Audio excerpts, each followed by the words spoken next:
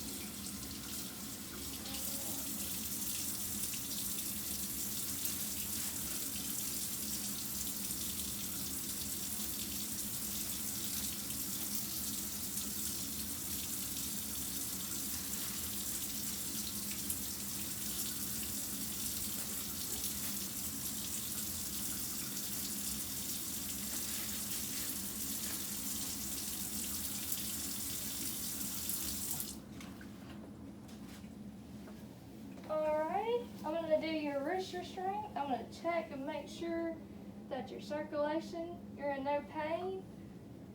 And then I'm going to go ahead and lift you up. And then for this video, I already put the padding around it.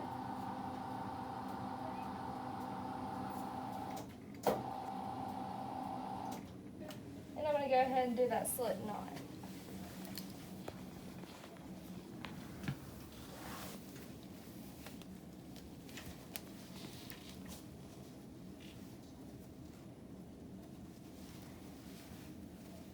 You know, make sure it's out of reach of the patient and that it's tight so they aren't able to pull this out.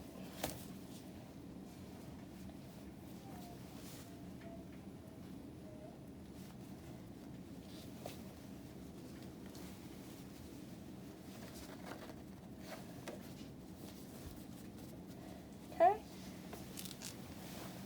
And then I'm going to check and make sure I can slip 2 fingers under here so it doesn't cut off any circulation.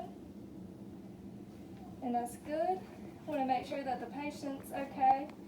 And then for your mitten, you're going to want to put the mitten restraint on their hand, and it's going to be wrapped around a Velcro strap around the wrist. And then you want to make sure it's not on that forearm, and you want to check their circulation and make sure that you can slip 2 fingers in. And then for the mommy, that's a child's restraint. And you're going to want to fold a blanket and put their head at the top, and you're going to want to wrap that blanket around them. You want to make sure that they're still able to breathe when they have this restraint on them and that they still have their circulation. And then for the belt, you would slip the restraint around the patient's waist. You don't want to get their abdomen or their chest because that could restrict breathing. And you also want to make sure it's not too tight on that patient.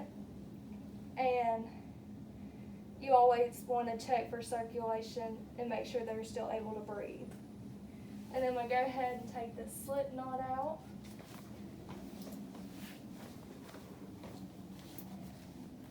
You can just pull it out like that, fast release.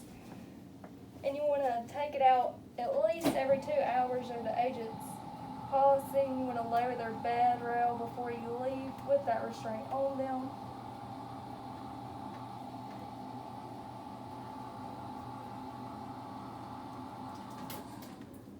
And make sure that their call light's in reach, and make sure that they're okay and that's not too tight on them.